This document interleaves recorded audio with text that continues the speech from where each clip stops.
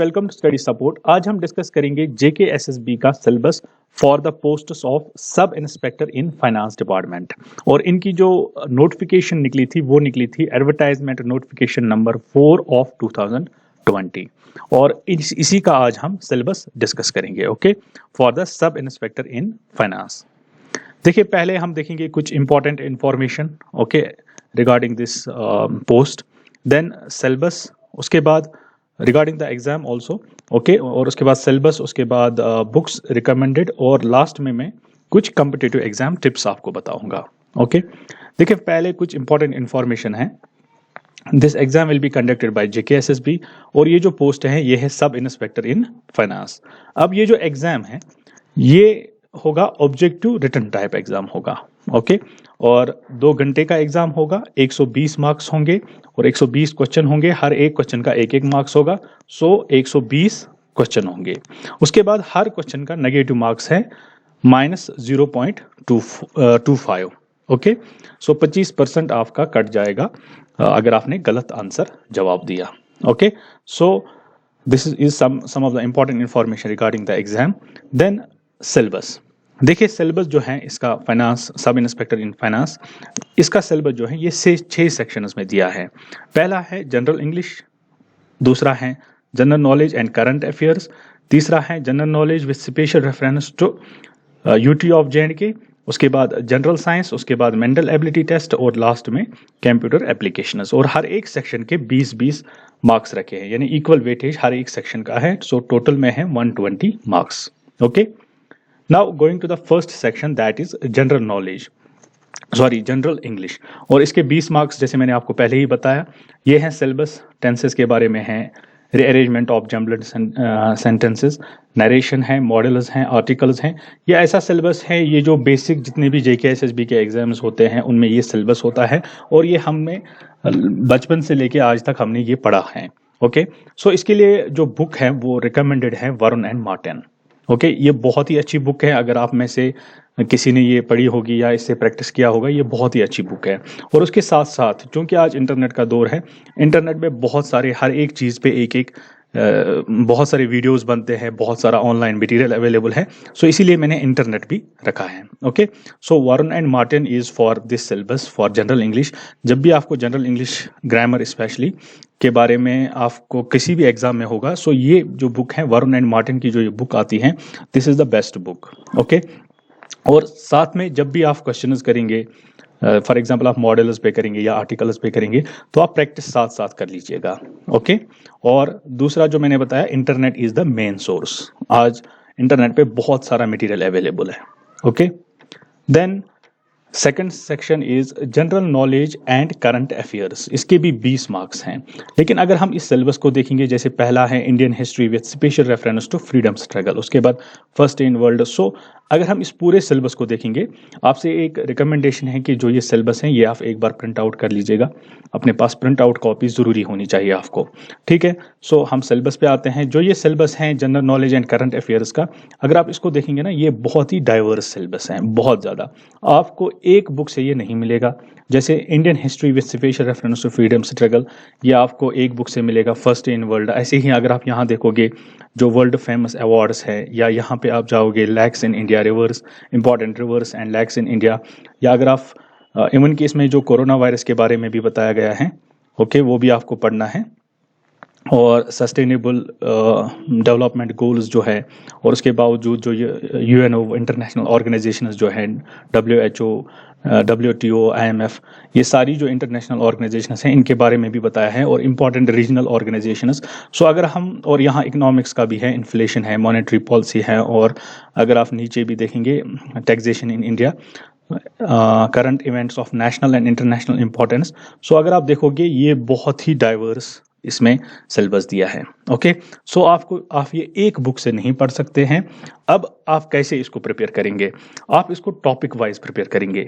Okay, जैसे international organisations के बारे में जो जो सिलेबस में है उसके हिसाब से आप पढ़ेंगे। ऐसे ही सार्क है, इंपॉर्टेंट रीजनल ऑर्गेनाइजेशन, और इसी तरह से जैसे Indian history with special reference to freedom struggle, इसको भी आप एक एक टॉपिक करके पढ़ेंगे। और आप कहाँ कहाँ से पढ़ेंगे, पहले ही जो मार्केट में अवेलेबल बुक होगी इसकी आप देख लीजिएगा। लेकिन कुछ रिसर्च करने के बाद आप कोई बुक खरीद दीजिएगा, ऐसे ही कोई बुक नहीं लेनी है। और उसके बाद जो भी टॉपिक हैं, ओके, फॉर एग्जांपल आपका है Indian history with special reference to freedom struggle, अगर आपके पास इंटरनेट पे भी वैसे बहुत सारा इंटरनेट यूट्यूब पे बहुत सारे वीडियोस हैं इसके बारे में, सो आप फिर स्पेसिफिक टॉपिक्स पे आप रिसर्च कर लीजिएगा और आप इसका मटेरियल अपने पास रख लीजिएगा। ओके, सो मैं इसके लिए एक बुक नहीं बता सकता है क्योंकि ये बहुत सारे जो बुक्स, बहुत सारा जो टॉपिक्स जो है वो डाइवर्स टॉपिक्स हैं। ओके, सो आपको एक तो जो करंट मार्केट में जो इसकी बुक निकलेगी वो आप फॉलो करोगे, लेकिन आप ऐसी वैसी बुक नहीं लाना, पहले रिसर्च करना थोड़ी सी, एक दोस्तों से, अपने दोस्तों से सजेशन लेना कौन सी अच्छी बुक है, और जो आपके सीनियर्स हैं जिन्होंने ऑलरेडी कुछ एग्जाम्स क्वालिफाई किए हैं, जैसे केएस क्वालिफाई किया होगा, उनसे भी आप सजेशन ले लेना। और उसके बाद आप हर टॉपिक के अलग अलग जो for example sustainable development goals हैं, इसको आप अलग अलग फिर देख लीजिएगा इंटरनेट से भी और जो आपके पास मटेरियल अवेलेबल होगा। Okay, so then there is general knowledge with special reference to J&K। और अगर आप, जैसे मैंने डिस्कस किया था, अकाउंट्स असिस्टेंट जो फाइनेंस में निकले हैं पोस्ट, और जो इससे पहले आप लोगों ने अगर एग्जाम दिया होगा किसी ने, सो उसमें भी ये सारा जो J&K के स्पेशल रेफरेंस में था, ऑलमोस्ट ये सारा सिलेबस उसके साथ मिलता है। ओके, और जो accounts assistant in finance department है उसके साथ तो ये पूरा मिलता है। ओके, और बुक्स रिकमेंडेड कौन सी हैं? बुक्स रिकमेंडेड जैसे मैंने बताया है जो मार्केट में होगी, और उसके बावजूद जो इंटरनेट है, ओके, इंटरनेट से जितना हो सके उतना आप मदद ले लो।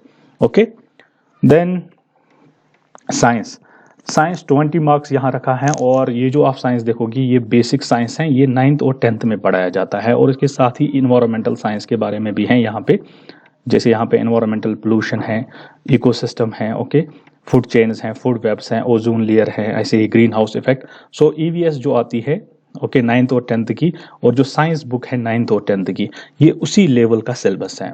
और उसके बावजूद अगर आप और पढ़ना चाहते हो, अगर आपने, जैसे आपने मार्केट में ऑलरेडी कोई बुक ली होगी, वहाँ से भी आप पढ़ सकते हैं, लेकिन उसके बाद आप जो ही टॉपिक पढ़ोगे उस पर आप फिर प्रैक्टिस स्टार्ट करोगे। Okay, then mental ability test. देखिए, जो मेंटल एबिलिटी टेस्ट है ये ऑलमोस्ट हर एग्जाम में अब होता है, मेंटल एबिलिटी टेस्ट, और इसके लिए सबसे बेस्ट बुक आती है RS अग्रवाल। ओके, और इंटरनेट का आप, मैंने बोला हर जगह में इंटरनेट रखूंगा इसलिए क्योंकि अब इंटरनेट पे बहुत सारा मटेरियल अवेलेबल है, लेकिन खास ख्याल रखना है कि जो आपको अच्छा, जो यूट्यूब की अच्छी चैनल्स है, जो अच्छे वेबसाइट्स हैं, वहाँ पे आप जाइएगा। फजूल में आपको ज़्यादा चैनल्स पे जाने की ज़रूरत नहीं है, ज़्यादा वेबसाइट्स पे ज़्यादा ढूंढने की ज़रूरत नहीं है। 2-3 वेबसाइट्स जो आप देखेंगे अच्छी सी, वहाँ से आप मटेरियल ले लीजिएगा। ओके, देन लास्ट में कंप्यूटर एप्लीकेशंस हैं, और कंप्यूटर एप्लीकेशंस बिल्कुल फंडामेंटल कंप्यूटर एप्लीकेशंस हैं, ऑलमोस्ट ये सबको अब पता होता है, और इसके लिए जो बुक है फंडामेंटल ऑफ कंप्यूटर्स अरिहंत की आती है, उसमें ये सब है, और इंटरनेट से भी आप हेल्प ले सकते हैं। ओके, सो उसके बाद जैसे मैंने बताया कॉम्पिटिटिव एग्जाम टिप्स। देखिए, पहला टिप मैं हमेशा आपको बोलता हूं, आपको अपना सिलेबस पता होना चाहिए। जो आपका सिलेबस है, जो अभी हमने डिस्कस भी किया है, आप इसकी हार्ड कॉपी निकालिएगा, और आपको सिलेबस में हर कोई टॉपिक, सब टॉपिक पता होना चाहिए। ओके, उसके बाद जो दूसरा सबसे इंपॉर्टेंट पॉइंट है, that is know what we're to read and what we're not to read. देखिए, क्या पढ़ना है उससे इंपॉर्टेंट है क्या नहीं पढ़ना है, क्योंकि सिलेबस बहुत ही वास्ट है। हर एक कॉम्पिटिटिव एग्जाम में, ये कॉम्पिटिटिव एग्जाम्स होते हैं, यहाँ पे आपकी जो प्रिपरेशन है वो फोकस्ड होनी चाहिए और स्मार्ट स्टडी होनी चाहिए। सो इसके लिए सबसे इंपॉर्टेंट है, आप पहले अच्छा मटेरियल देख लीजिएगा, ओके, और अपने अच्छे ट्यूटोरियल्स भी देख लीजिएगा, और उसके बाद जो आपने मटेरियल जमा किया है उसी को आप बार बार पढ़िएगा, और फजूल में किसी और गलत एरे गेरे मटेरियल पे नहीं जाना है। सो ख्याल ये रखना है कि हमें इम्पॉर्टेंट ये है कि हमें क्या नहीं पढ़ना है, वो सबसे इम्पॉर्टेंट है, क्योंकि हर एक चीज़ पे बहुत सारा मटेरियल होगा। ओके, सो आपकी प्रिपरेशन जो होनी चाहिए वो फोकस्ड होनी चाहिए, वो स्मार्ट होनी चाहिए, और आपका ये जहन में होना चाहिए कि मुझे कहाँ से पढ़ना है और क्या पढ़ना है, और उससे इम्पॉर्टेंट क्या नहीं पढ़ना है और कहाँ से नहीं पढ़ना है। ज़्यादा रिसर्च नहीं करनी है, आपको फोकस्ड पढ़ना है। ओके, और वो आपको कैसे पता चलेगा? जो आपके प्रीवियस ईयर जेके एसएसबी के पेपर्स हैं, वहां से आपको समझ में आएगा कि मुझे कितना पढ़ना है, कहाँ से पढ़ना है, और किस लेवल की प्रिपरेशन करनी है। Okay, then point number 3, that is repetition is the key. देखिए, जो कॉम्पिटिटिव एग्जाम्स होते हैं यहाँ पे रिपीटेशन इज द की। आगे दौड़ पीछे छोड़ ये आप नहीं कर सकते हैं। जितना आप रिटेन करोगे, जितना आप रिपीट करोगे, उतना आपको हेल्प मिलेगा एग्जाम में। और उसके बाद सबसे जो लास्ट वाला पॉइंट है वो बहुत ही इंपॉर्टेंट है, देखिए, आप जितना भी मेहनत करते हो कॉम्पिटिटिव एग्जाम्स के लिए, लास्ट में आप मार यहाँ खाते हो कि आप प्रैक्टिस नहीं करते हो एमसीक्यूज। सो आप हर जो ही आप 1 महीना या 2 महीना प्रिपरेशन आपकी कहीं लेवल पे जाएगी, उसके बाद जितना हो सके जो भी आप मटेरियल पढ़ोगे उसको आप एमसीक्यूज साथ साथ प्रैक्टिस करो। ओके, और जितना भी हो सके मैं हमेशा रिकमेंड करता हूँ, ये की है एमसीक्यूज। एक तो रिपीटेशन इज द की और प्रैक्टिस एमसीक्यूज, ये सबसे इंपॉर्टेंट है। And these two things can get you in the exam in the for the post.